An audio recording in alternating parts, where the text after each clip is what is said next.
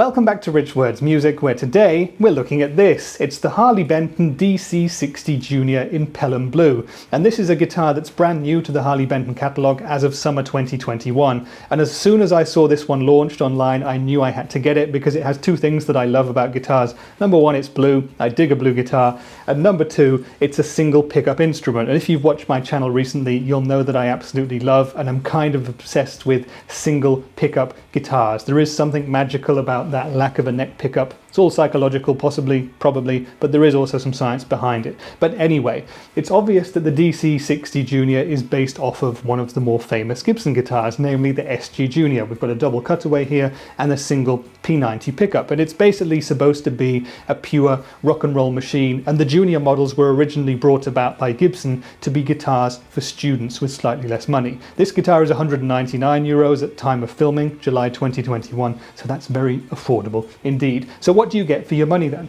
Well, you get a mahogany body and a mahogany neck, and the body is finished in this rather lovely Pelham Blue, and that is very nice and sparkly and metallic, and you can see the Pelham Blue goes up the back of the neck as well. Very nice indeed. I love that, and I love the way it's juxtaposed by the black scratch plate, the black pickup cover, and the volume and tone controls there. So the pickup itself is a Roswell P90D single coil. We've got a WSC wraparound bridge here, keeping up with the simplicity, and for the pickup you've got a volume control and a tone control there. That's it. Now, moving up to the neck, we've got 22 medium jumbo frets here. The neck is mahogany, as I said, and the fingerboard is amaranth. Now, amaranth is another name for purple heart, and you can kind of see if I twist over and show you the side of the fretboard there, it's sort of a vivid purple, and I guess that's the original color of this piece of purple heart wood. You can actually see up here that the fingerboard has been dyed to make it look more like rosewood or ebony. Not a problem, just something to mention, and I will do some close-ups after the playing part so you can see some pictures of that too. So we've got a 43mm graphite nut up here. We've got a 628mm scale length, so if you're familiar with Gibson, you'll be right at home with this one. And the fingerboard radius is 305mm, so that's about 13 inches in American measurements. Moving down to the headstock then, Harley Benton as we know it, and if I twist it round, we've got Wilkinson vintage style tuners. So I like having Wilkinson hardware on a guitar at this price point. I think that's rather a cool feature. So what we're going to do now then is play a bunch of riffs in the different styles of music that I enjoy. My rig today is going to be my Hughes Kettner Black Spirit 200 head. We'll start on the amp's clean channel and we'll play some country and some folk and maybe some poppy stuff. After that, I'll kick in my Greer Lightspeed overdrive pedal, we'll play some classic rock and some indie, and then we'll go to the amp's lead channel, do some hard rock, some alternative rock and some punky kind of stuff, and at the very end we're going to see if this guitar can chug, because I'll go back to the amp's clean channel and engage the Revv G3 distortion pedal for a bit of drop D down-tuned madness. Enough talk then. This is the Harley Benton DC-60 Junior in beautiful Pelham Blue. We're going to play it now and we'll speak in more detail about it afterwards.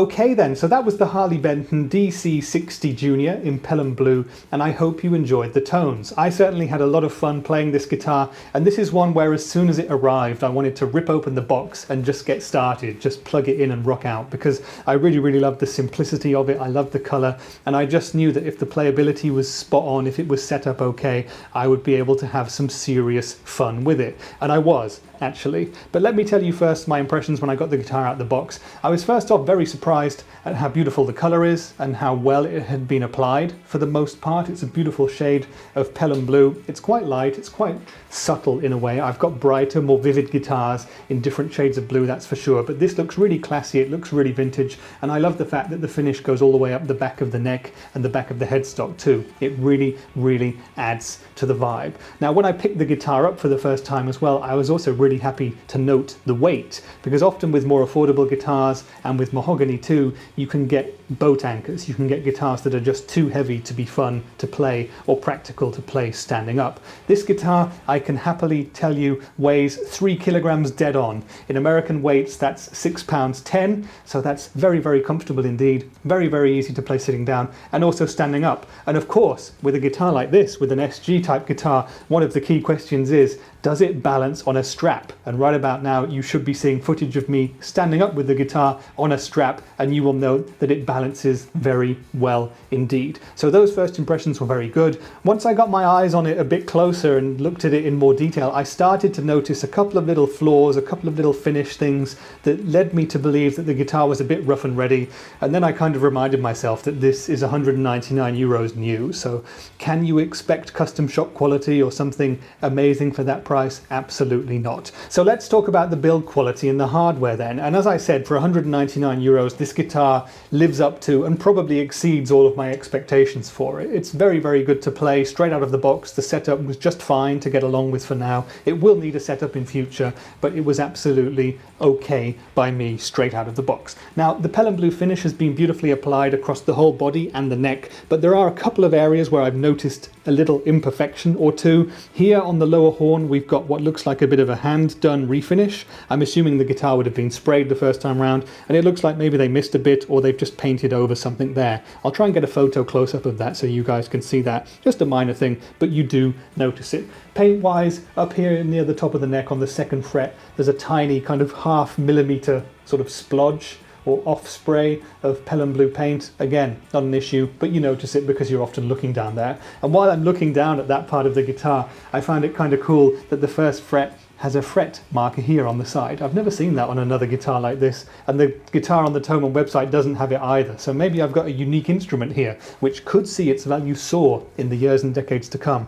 Watch this space. Now in terms of the rest of the build quality, what I have noticed here on the fretboard is down towards the dusty end, you can kind of see where the amaranth, where the purple heart wood is sort of peeping through the die. Again, I'll try and photograph that. Not an issue at all. It leads to a quite nice pattern, but just so you know, this is not the natural colour of the amaranth purple heart wood. This has been dyed for sure. And it did make my fingers a little bit dirty playing the guitar, and not an overall issue really. That should go away after a few hours of playing and after a change of strings too. The last little QC thing I wanted to draw your attention to was down here on the WSC bridge. So you've got the two bridge posts here which are used to alter the height of the wraparound bridge there. And again, I'll give you a close-up picture, but you can see that this has been operated and fine-tuned by hand. So great that it's been fine-tuned, but you can just see that some of the tools have made for some rough edges here and have kind of marked the metal in some way. Again, for me personally, not an issue whatsoever, but just something that you should know about.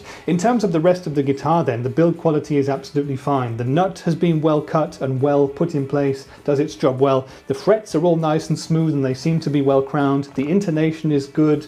The Wilkinson tuners hold tune pretty well indeed, and as I said, this guitar is going to need a setup at some point, but for now it's absolutely fine just to enjoy it for a bit like it is. So full marks otherwise for Harley Benton for getting this guitar into this condition for this price point. Oh yeah, and as I mentioned in the intro, we have the action issue as well, so it's almost 2mm on the fat E string and it's 1 3/4 mm on the thin one. That's too high for me personally. I will be changing that, but again, not a problem at all. The guitar's been well set up, it's well intonated, intonated and plays in tune. The strings are too high off the fretboard for me, but that's totally down to personal taste, and I know people who have their strings way higher than 2mm and enjoy that. So you get it out the box, you get what you get, and you alter it to your own personal taste afterwards. When it comes to the guitar's playability, the DC Junior was very easy for me to play for the most part. With the double cutaway here, the SG style, no problem getting up to the top frets on the guitar whatsoever. It's nice and light, so it's very easy to play for long periods of time, especially stood up.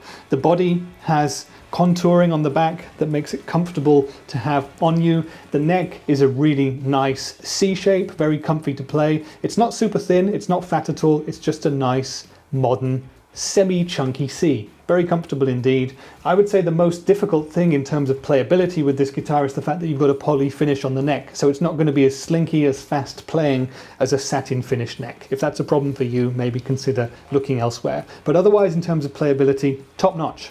Let's move on to the sounds then, and once again I'm kind of blown away by the versatility of a single pickup guitar with a P90 in it. This Roswell P90D just does the job for many different styles of music, and you could hear straight away when I plugged it in that it's quite a vintage sounding, quite a low output pickup, and I was pushing the clean channel quite hard and it was still pristine clean on the clean samples. Now I find that a very, very good starting point to use my overdrive pedals from, so I enjoy that very much. And I found that the P90 on clean on this guitar was very, very sweet. It has a nice bit of a mid-rangey honk, but it's very, very mellow as well if you want it to be. You could hear as I wound down the tone control, it will do neck pickup-y sort of things. You could even get away with trying to do jazz. I mean, this is not a jazz guitar in any way, but you could kind of do it. And for the other clean stuff, the poppy stuff, this is really going to cut through beautifully in any mix. It's got a lovely bit of high end to it. As I said, that mid-range push, and it has kind of a barking sound to it even when it's clean.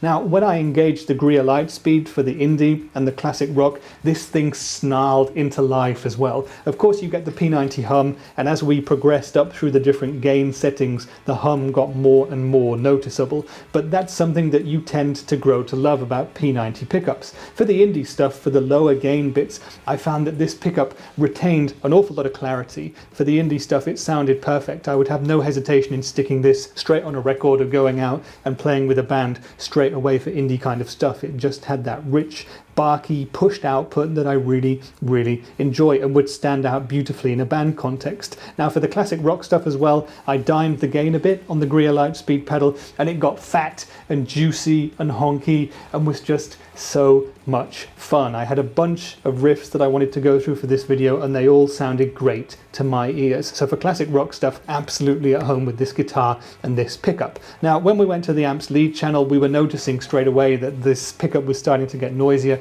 and noisier, but it can handle more alternative modern rock stuff. It does pop punk really well because it's really focused with a quick attack, it's really tight, and it really worked for the alternative rock stuff too, in my opinion. It doesn't have that much low end in it, this pickup, but I thought for these kinds of styles of music it was absolutely fantastic. And when we engaged the Revv G3 at the end, I did confirm for you that this guitar will chug, but it's probably not the ideal instrument for that kind of music. It was getting super noisy on the pickup, it was hard to minimize noise. Of course, you could use a noise gate to do that, and it had quite a nice tonality. Again, super bright and tight and focused, a lot of high end, not too much low end, not flubby at all. So it's really, really tight if that's what you want, but if you're going to be just playing metal and down tuning, I would recommend probably a more metal guitar, probably with humbuckers in it, who knows, but that's again down to choice. This guitar though, despite just having one pickup, one volume and one tone control, covered everything I threw at it and could probably do an awful lot more.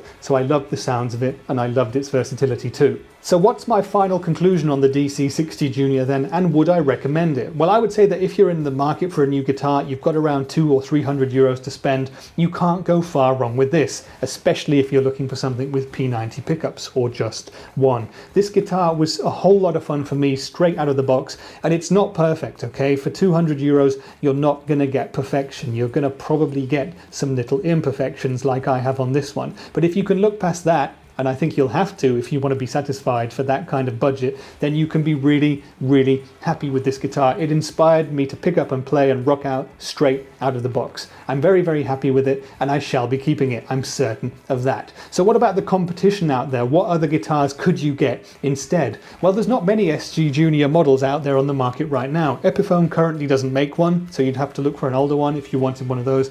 And Gibson and the European company Maybach make them with a single P90, but those are both going to be more than 5 times as much as the Harley Benton. And are they going to be 5 times as good? Who knows? You'll have to try them to find out. But the Harley Benton represents extremely good value for money in that sense. Now, if you do really want to have a single P90 equipped guitar, there are some other options out there, but they're mostly in single cut format. Harley Benton does do a bunch. It does the SC Junior, for example, which is more like Les Paul Junior style. It's got very similar specifications to this guitar, in fact, and I do own the SC Junior in black, so I will be shooting that guitar out against this one. You've also got a few other choices when it comes to single cut, single P90 guitars. So Gibson does them, of course. There is an Epiphone Les Paul Junior or two. There's the Jared James Nichols signature guitars, which are out at the moment and look fantastic, albeit for about 3 or 4 times as much money as this one. And there's a few other brands that do them too. So you've got Godin or Godin, the Canadian company,